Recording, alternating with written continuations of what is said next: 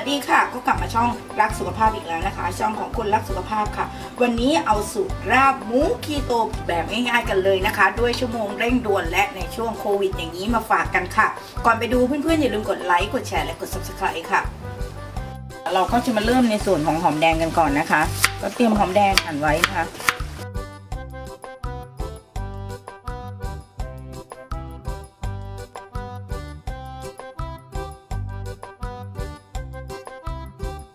ก็หั่นผักชีฝรั่งนะคะเตรียมไว้นะคะเดี๋ยวเรานะคะก็จะไปลวกในส่วนของหมูสับกันนะคะ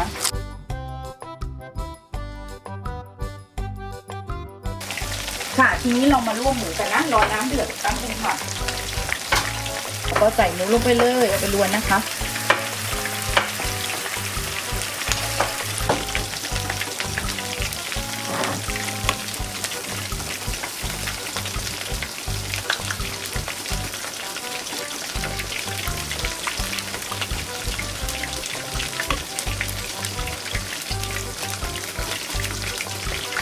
รวนสักครู่นะ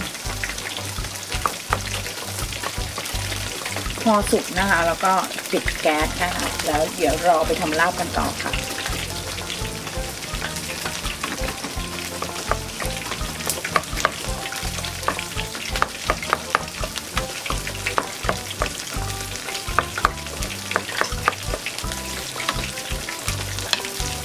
หมูในลักษณะอย่างนี้นะคะคือไม่ต้องอะไรมากมายเราไม่ต้องการน้ำเยอะนะคะบางคนก็ชอบน้ำบางคนก็ไม่ชอบน้ำนะ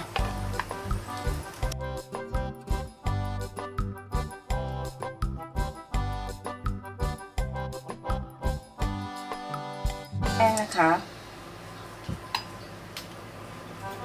ใส่น้ำปลา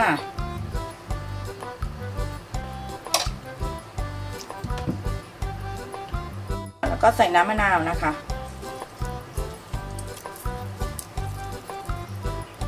ใส่หอมแดงค่ะชีสฝรั่ง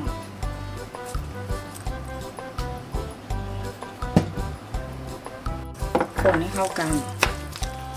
ตรงนี้เพื่อนๆสามารถปรุงรสตามชอบใจได้เลยนะคะอยากเอาเผ็ดมากเผ็ดน้อยแล้วแต่เราได้เลยนะคะ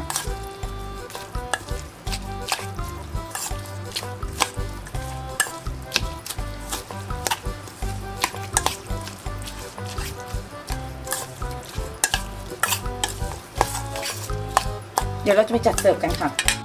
ะเดี๋ยวเราจัดเสิร์ฟกันนะคะ